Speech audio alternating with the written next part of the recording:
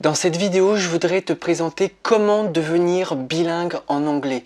Et tout simplement, je vais te présenter plusieurs façons pour toi d'y arriver. La première façon d'y arriver, et je pense que c'est quelque chose qui est très bête et très méchant et très simple en même temps, mais c'est tout simplement, c'est de se lancer. Se lancer tout simplement parce que apprendre une nouvelle langue, c'est quelque chose qui peut faire peur et qui peut nous faire douter et qui peut nous permettre de perdre confiance en nous. Et c'est quelque chose qui est tout à fait normal. J'ai ressenti cette même impression lorsque je suis parti aux États-Unis en tant qu'au pair pendant 1 an. Et au départ, quand je suis parti, j'étais pas très bon en anglais, j'étais même voire peut-être très mauvais. J'ai passé plusieurs tests d'ailleurs auprès de mon agence au pair pour pouvoir justement voir si j'étais vraiment apte en anglais pour pouvoir justement pouvoir partir, me permettre de remplir les conditions pour pouvoir partir aux États-Unis et surtout subvenir aux besoins des enfants. Et donc pendant un moment j'ai vraiment douté de moi, mais il a fallu que je me lance, il a fallu que je prenne le taureau par les cornes et que j'y aille vraiment à fond pour pouvoir justement remplir ces conditions et pouvoir me permettre de partir pendant 1 an aux États-Unis. Et j'ai réussi malgré que j'étais plutôt mauvais en anglais. Le cerveau humain déteste en fait ça, déteste en fait sortir de sa zone de confort, et c'est quelque chose qui est tout à fait normal, mais c'est à toi de dire à ton cerveau, voilà, c'est pas toi qui décide, c'est moi. Et donc je veux me lancer dans l'apprentissage d'une langue, et donc là en l'occurrence l'anglais. C'est à toi justement de mettre ça en œuvre, de décider toi uniquement et pas ton cerveau décider à ta place, d'y aller et de se forcer, de sortir de cette zone de confort et de se lancer à fond dedans. Donc voilà, si c'est mon premier conseil pour devenir bilingue, ça serait celui-là, ça serait de se lancer. La deuxième façon pour toi de devenir bilingue, et qui je pense va beaucoup te plaire, c'est tout simplement Netflix, donc les plateformes de streaming, que ça soit par exemple les plateformes de streaming ou les Blu-ray ou les DVD, qui eux vont vraiment te permettre de changer la langue pour pouvoir vraiment apprendre la langue, de t'immerger en fait depuis chez toi, depuis ton salon ou depuis ta chambre, depuis l'endroit où vraiment tu es le plus à l'aise. À l'instant, je viens de te dire justement sortir de cette zone de confort. Là pour le coup, tu peux te permettre de rester dans ta zone de confort tout en apprenant en fait une langue. Alors là encore, on met beaucoup, certains mettent encore en VF, d'autres qui préfèrent la VO sous-titrée et d'autres qui préfèrent directement la VO sans sous-titres pour être dans une immersion de la langue la plus totale. Alors moi, pour avoir testé toutes les possibilités que je viens de t'énoncer à l'instant, personnellement je n'arrive pas du tout à mettre les sous-titres en anglais et voir le film et écouter en même temps. Je ne peux tout simplement pas. Alors je sais pas comment font les gens, moi je n'y arrive tout simplement pas, parce qu'en fait tu demandes à ton cerveau de lire les sous-titres, de regarder l'image et d'écouter ce que disent les personnages. Alors ton cerveau, tu lui demandes de faire 3 choses en même temps, alors que c'est censé être plutôt un confort, être dans ton confort. Donc là pour le coup, c'est pas si facile que ça, ce n'est pas aussi évident. Et donc pour ceux qui y arrivent, en tout cas moi je n'y arrive pas personnellement, mais pour ceux qui arrivent, forcément il y a un moment donné où même si ceux qui arrivent, ils sont obligés de se concentrer soit sur le sous-titre, soit sur l'image, ou soit se concentrer sur ce qu'ils disent. Et donc le cerveau n'est pas concentré à 100% sur ces 3 tâches en même temps. Je pense qu'il se concentre vraiment sur une tâche en particulier, mais après les gens y arrivent suffisamment bien avec de l'entraînement. Moi je préfère vraiment opter pour la méthode qui est pour moi la plus radicale et la plus efficace. C'est tout simplement une immersion totale, donc sans sous-titres, avec la VO complètement. Donc vraiment là où il n'y a aucun sous-titre en français, où on entend l'anglais, donc les personnages anglais ou américains parler durant le film ou durant la série. Et là vraiment on est dans une immersion totale. Au début je te cache pas, c'est très très dur, je l'ai testé, mais en étant immergé dans le pays et en regardant les films le soir après ma journée d'au pair lorsqu'elle était terminée, je dois te dire que j'étais très fatigué, mais je me forçais de le faire, et je peux te dire que c'était quelque chose chose qui était très efficace. Donc je te conseille vivement de regarder les films sur les plateformes de streaming ou en DVD ou en Blu-ray, c'est toi qui vois, et de pouvoir les regarder totalement dans une immersion totale, donc en VO sans les sous-titres. Tu peux pas complètement te concentrer sur ce que disent les personnages en regardant l'image en même temps. Tu peux pas faire ces trois tâches en même temps. Le cerveau se concentre forcément à 100% sur une des trois tâches, mais pas 100% sur les trois tâches en même temps.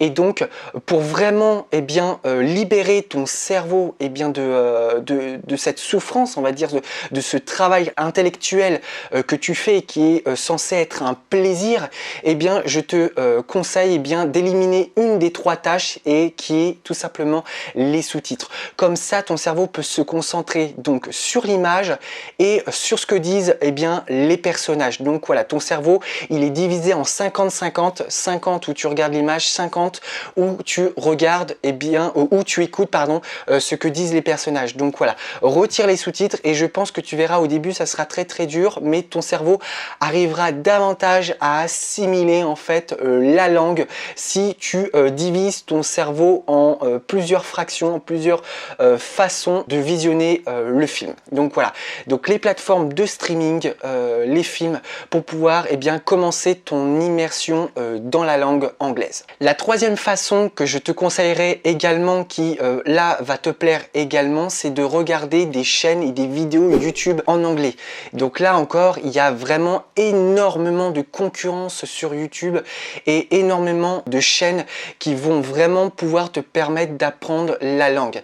Et donc il y a des profs également qui ont créé leur propre chaîne YouTube et qui t'apprennent leur propre pédagogie pour apprendre l'anglais. Et là-dessus, ça peut être un très bon moyen pour toi d'apprendre la langue. En plus, sur Internet, c'est quelque chose qui est plutôt interactif, qui est plutôt avantageuse et qui fait plaisir à beaucoup de monde que par exemple de suivre un cours physique dans une école et qui est plutôt rébarbatif, qui va être plutôt chiant pour toi.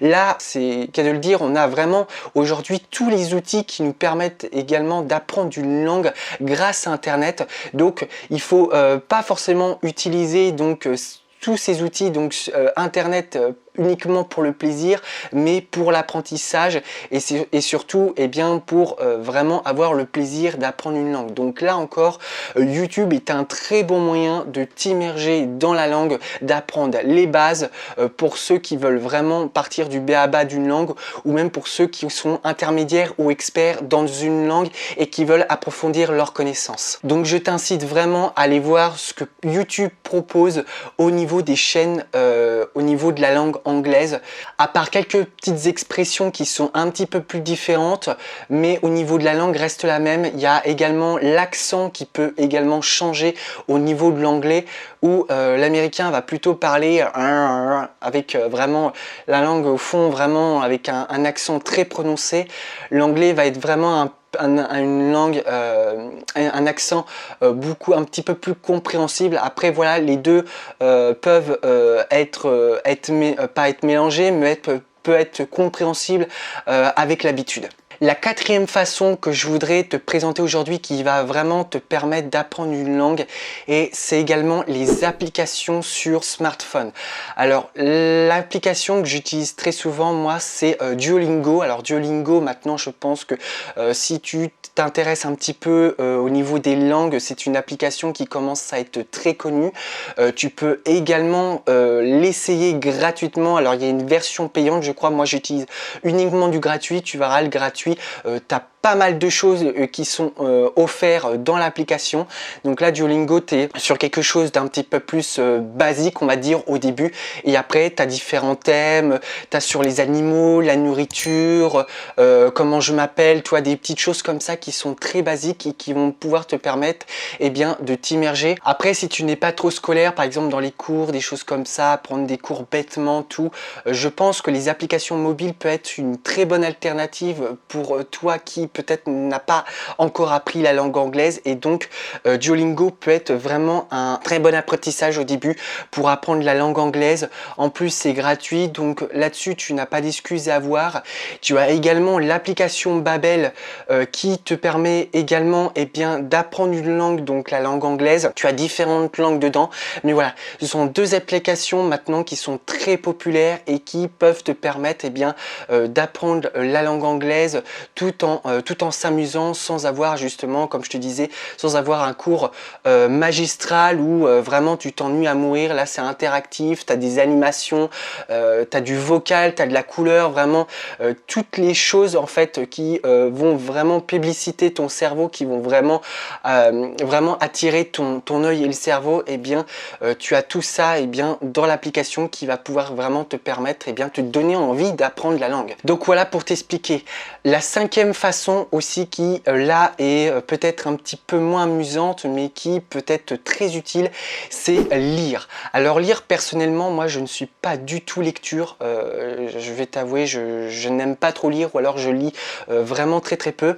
Alors ce que je fais moi à ce compte là, je me force quand même à lire, mais au lieu par exemple de lire un roman ou par exemple un gros pavé de livres en anglais qui va vraiment me saturer le cerveau, je lis des articles de journaux. Donc moi j'ai téléchargé l'application le New York Times. Alors le New York Times, tu dois connaître, c'est un journal américain, donc new-yorkais, qui te met en temps réel l'actualité partout dans le monde.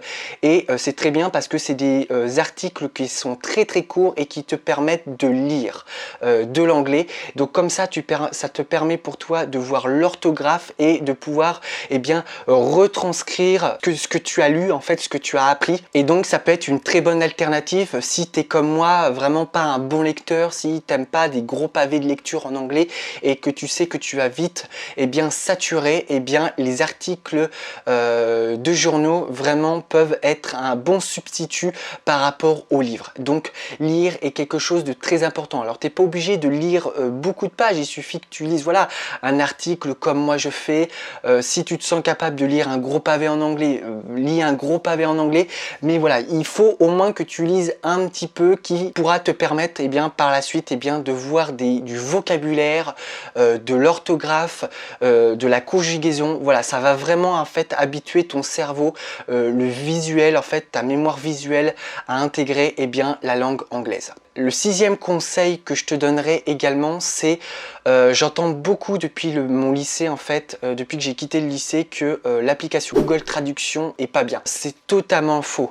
Moi, j'ai appris l'anglais grâce à cette application qui m'a permis d'apprendre énormément de vocabulaire, de traduire des expressions, des phrases que j'entendais de la part des Américains lorsque je me baladais, lorsque j'étais dans la salle de gym où j'allais, lorsque j'emmenais les enfants pour leurs activités. J'allais dans les salles de sport, j'allais dehors, je sortais tout et j'entendais énormément de phrases et d'expressions, et la seule chose que je faisais, soit c'était de retenir dans ma tête, chose qui était plutôt difficile lorsqu'il y avait beaucoup d'expressions qui s'accumulaient et que je devais retenir. Sinon j'écrivais sur un papier et après je le traduisais ensuite sur Google Traduction, et ça me traduisait énormément de choses et ça me traduisait très bien. Alors après, si c'est des longues phrases, faut faire assez attention. Voilà, faut quand même regarder, être attentif. Mais par exemple, si c'est du vocabulaire ou des petites phrases, il n'y a pas besoin de faire attention. C'est une très bonne application pour apprendre l'anglais. Contrairement à toutes les critiques qu'on peut entendre sur Google Traduction qui dit que ça traduit mal, c'est totalement faux. Il faut savoir que le vocabulaire est quelque chose qui est très important. Je pensais pas d'ailleurs que ça me manquerait autant. Quand je suis arrivé, le vocabulaire me manquait énormément, ce qui m'empêchait justement de faire des phrases. Google Traduction me permettait justement de compléter en fait cette compétence, de combler cette carence que j'avais lorsque j'étais parti aux États-Unis. Donc Google Traduction, il faut que tu l'aies sur ton portable. Ça peut vraiment t'aider, par exemple, pour traduire quelque chose en français par à un américain. Par exemple, si tu veux parler en français et que tu veux traduire en anglais, c'est très utile. Moi, je l'ai beaucoup utilisé. Ce qui est bien avec cette application, c'est que tu peux parler en français et ça va te le traduire traduire en une autre langue, tu peux écrire avec le clavier numérique que tu as sur ton smartphone, tu peux également prendre une photo par exemple d'un article du journal, de le scanner et après ça le traduit automatiquement en anglais. Donc cette appli est vraiment géniale, il ne faut pas écouter tout ce qu'on dit. L'application Google Traduction est vraiment génialissime pour apprendre une langue et pour s'immerger et bien pour apprendre des choses en anglais. Après, le dernier conseil que je te donnerai et qui est pour moi le conseil le plus important pour devenir bilingue, c'est tout simplement l'immersion totale dans un pays. C'est aller dans un pays pendant quelques semaines, quelques mois, voire un an ou voire même sur plusieurs années. Toutes les astuces que j'ai pu te donner avant, eh bien, ne remplaceront jamais l'immersion totale dans un pays. Moi, lorsque je suis parti aux États-Unis, je devais compléter en fait des heures de cours, alors que ça peut être en business, ça peut être en anglais, ça peut être dans des tas de cours différents, mais je devais suivre des cours lorsque j'étais aux États-Unis. C'était les conditions qu'il fallait que j'obtienne pour pouvoir valider mon année au pair. Et donc ces cours-là m'ont permis d'apprendre la langue anglaise. Et ce qui est bien, c'est que ma host, celle qui m'hébergeait pour que je puisse m'occuper de ses enfants, un jour est venue vers moi et m'a donné un papier comme quoi il y avait une école dans l'état du Connecticut où j'étais, dans la ville où j'étais, faisait des cours gratuits. Alors ce que j'ai fait, c'est que je suis allé m'enseigner et grâce aux renseignements que j'ai pu récupérer, j'ai pu assister à des cours gratuits en anglais.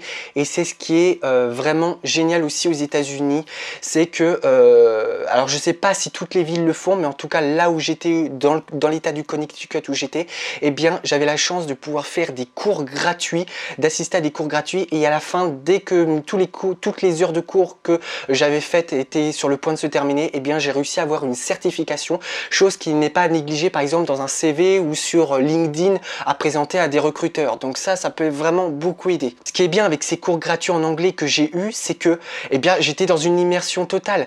Ce que j'avais appris en cours, dès que je ressortais des cours, je pouvais directement l'appliquer dans la rue avec des Américains, et voilà, j'étais vraiment en totale immersion. Là en France, quand tu sors par exemple d'un cours de lycée ou d'université, tu ressors, ce que tu vas faire, automatiquement tu vas apprendre ta langue maternelle qui est le français, et donc t'es pas dans une immersion totale.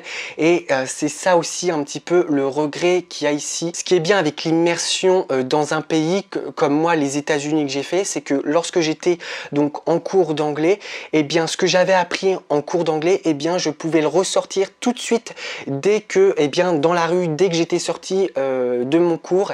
Et c'est ça qui est bien, c'est que voilà, du matin au soir, je me bouffais et rebouffais de l'anglais. Et c'est ce qui m'a permis vraiment sur plusieurs mois de tenir une conversation tout à fait compréhensible avec un Américain ou avec une Américaine. Et c'est ça qui est vraiment très important, c'est d'être immergé le plus longtemps possible dans un pays anglo-saxon. Après, si tu souhaites vraiment partir aux États-Unis ou même ailleurs, moi je vais davantage te parler des États-Unis parce que c'est la thématique, la niche de ma chaîne YouTube, mais tu peux également le faire donc en Angleterre, en Irlande ou dans n'importe quel pays anglo-saxon qui parle l'anglais, c'est de choisir des formules comme devenir au pair comme moi j'ai fait, ou de partir en étudiant, ou simplement faire une immersion de quelques semaines. Pour des gens qui ont un niveau vraiment assez élevé, qui veulent juste compléter leur connaissance en anglais, peuvent avoir l'occasion de faire uniquement quelques semaines d'immersion dans le pays. Mais pour ceux qui ont davantage de difficultés ou qui veulent vraiment apprendre l'anglais et qui n'y connaissent rien, le fait de partir en étudiant, en échange ou étudiant ou devenir au pair, ce sont de bonnes alternatives, car ces formules-là te permettent de partir sur plusieurs mois ou sur un an ou deux pour pouvoir vraiment t'immerger dans la langue la plus totale. Voilà, tu rentres dans les cours, tu parles anglais, tu ressors des cours, tu parles anglais. Tu n'as pas cette tentation d'apprendre l'anglais et de ressortir et de reparler avec ta langue maternelle. Donc là, c'est vraiment très très dur. Là, tu sors carrément de ta zone de confort, mais c'est ce qui est le plus efficace pour devenir bilingue en anglais. Donc voilà pour t'expliquer. Si tu as aimé cette vidéo, n'hésite pas à t'abonner, à cliquer sur le bouton s'abonner juste en dessous de cette vidéo et à activer la petite cloche qui est juste à côté du bouton s'abonner pour être au courant de mes prochaines vidéos. Et nous, on se revoit pour la prochaine vidéo.